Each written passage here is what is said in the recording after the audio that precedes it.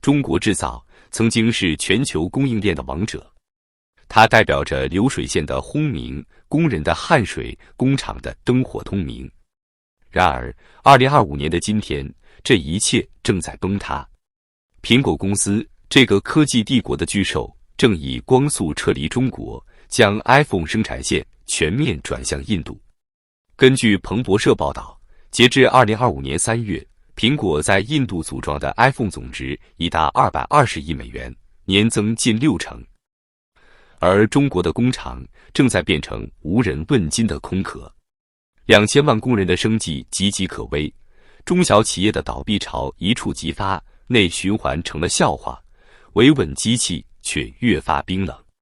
当世界工厂沦为废弃工厂，当中国制造被印度制造取代，我们不禁要问：中国经济究竟怎么了？这场由美中贸易战引发的风暴，已经将中国人推向了悬崖边。今天，我们来撕开这层遮羞布，看看真相有多残酷，看看中国还能撑多久。郑州的富士康工厂曾经被誉为 iPhone 之城，全球1半以上的 iPhone 从这里诞生，无数工人日夜加班，撑起了苹果的科技帝国。2022年，疫情风控让这座 iPhone 之城陷入停摆，供应链的脆弱暴露无遗。苹果高层震怒，供应链转移的种子就此埋下。紧接着，川普上台后的关税大棒彻底改变了游戏规则。145%的对等关税加上20%的芬太尼关税，让中国制造的成本高到离谱。知情人士透露，苹果计划在2026年底前将所有销往美国的 iPhone 改由印度制造。2025年起，大量机型将直接从印度组装出口。数据触目惊心，苹果目前20%的 iPhone 产自印度，未来这一比例将翻倍。彭博社报道，截至2025年3月，苹果在印度组装的 iPhone 总值已达220亿美元，年增近60%。富士康、塔塔电子等代工厂正在印度疯狂扩产，而中国工厂的订单却在断崖式下跌。这不是简单的生产线转移，而是一场对中国经济的致命打击。高盛估算，关税战可能让中国对美出口减少1半，直接影响2000万工人。2000万，这是一个比许多国家人口还多的数字。他们是流水线上的工人，是工厂里的支柱，是无数家庭的希望。当苹果撤离，这些人怎么办？他们的家庭怎么办？更残酷的是，苹果的撤离只是开始，其他科技巨头也在观望。一旦苹果成功转移，华为、戴尔、惠普等品牌的代工厂可能接踵而至。中国制造正迎来前所未有的滑铁卢。面对出口崩盘，北京提出了内循环战略，试图让外贸企业转战国内市场。听起来像救命稻草，但现实却像一记响亮的耳光。路透社报道，浙江服装厂前老板的遭遇让人心酸。他说，出口一件衣服能赚20元，内销却只有2元，还要面对零售商拖欠账款和退货的折磨。国内市场根本不考虑外国客户更稳定。他无奈地说，经济学家警告，如果没有强有力的财政刺激或社保改革，中国可能迎来新一波倒闭潮。那些曾经为中国制造流汗的中小企业，正在被这场风暴无情吞噬。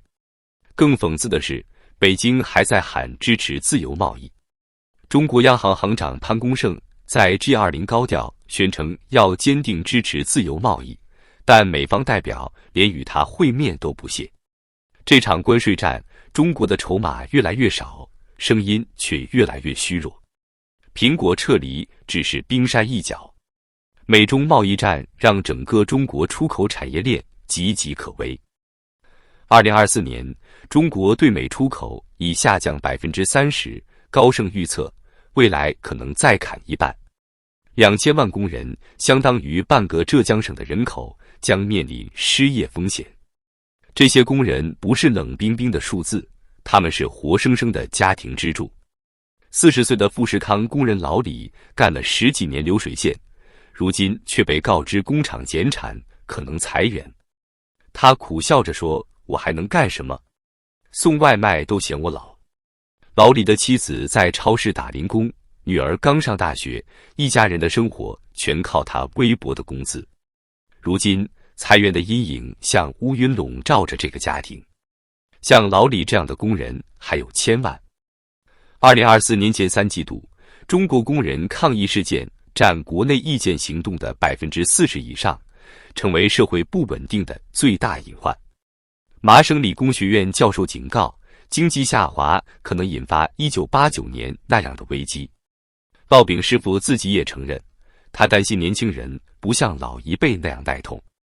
但问题是，这一代年轻人为什么要为政策失误买单？他们努力读书，拼命加班，却换来裁员通知和房贷压力。他们的愤怒正在中国社会的每个角落发酵。更令人稀罕的是，普通人的苦难似乎无人关心。2000万工人的生计，无数中小企业的存亡，都被淹没在宏大的国家利益叙事中。那些曾经为中国经济流汗的工人，如今却被抛弃在时代的角落。为了应对潜在的动荡，北京祭出了终极武器——维稳。2023年，中国维稳支出高达美国警务支出的1.75倍，1100亿美元投向国家安全能力建设。人脸识别、无人机巡查、AI 监控，这些在疫情期间大显身手的工具，如今被用来镇压一切不和谐声音。但监控能解决失业吗？能填饱肚子吗？当2000万工人走上街头，当无数家庭陷入绝望，靠摄像头和 AI 能压住民怨吗？前美国国务院分析师杰西卡·巴特克一针见血，中国的维稳机器很强大，但经济危机是另一种怪物。更可怕的是，这种高压维稳正在让社会变得麻木。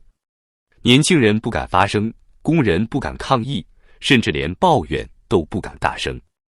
2024年，一位匿名网友在社交媒体写道：“我们像被关在笼子里的鸟，外面是风暴，里面是窒息。”这条帖子发布几小时后就被删除，但它道出了无数人的心声。为什么是印度？苹果的决策背后是中国经济深层次的危机。印度有廉价的劳动力、莫迪政府的补贴和税务优惠，更重要的是，印度没有被关税战拖入泥潭。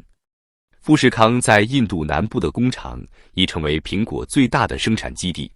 塔塔集团通过收购伟创、和硕的业务，也成为苹果的重要供应商。相比之下，中国的营商环境却在恶化。高关税、政策不确定性让企业如履薄冰。科技调研公司 Futurum Group 的丹尼尔·纽曼说，苹果以光速应对关税风险，展现了一家顶级企业的应变能力。但对中国来说，这句赞美像一把刀。为什么中国企业没有这样的底气？为什么中国的产业链在关键时刻如此脆弱？答案很残酷，中国被自己的成功绑架了。几十年的低成本代工，让中国习惯了接单、生产、出口的模式，却忽视了创新和技术升级。当外部环境变了，才发现核心技术依然掌握在别人手里，产业链的命脉也捏在别人手中。更令人痛心的是，中国的年轻人正在流失信心。2024年，一项调查显示，超过60%的90后和00后对未来经济持悲观态度。他们不再相信努力就能成功，因为现实告诉他们，努力换来的可能是裁员和债务。这场贸易战没有赢家，但中国无疑是最大的输家。川普挥舞的关税大棒不仅打击了中国制造，也暴露了经济的软肋。北京喊着抗压极限思维，甚至在海外社交媒体上搬出毛泽东的讲话，配文“我们不会退缩”。但喊口号能救经济吗？中国商务部要求美国撤销单边关税，但美方不为所动。美国财政部长贝森特明确表示，降税的前提是北京重启谈判。川普更直白，要看北京的态度。然而，北京的态度除了嘴硬，还有什么？更讽刺的是，贸易战的代价却由普通人承担。2000万工人的失业风险，数不清的中小企业倒闭，年轻人看不到的未来，这些苦难都被包装成国家利益的牺牲。2024年，一位富士康工人写下这样一段话：我们加班加点造 iPhone， 以为能换来更好的生活。现在工厂要关了，苹果跑了，我们却什么也没留下。这段话在网上疯传，却很快被删除。但它像一根针，刺破了繁荣的假象。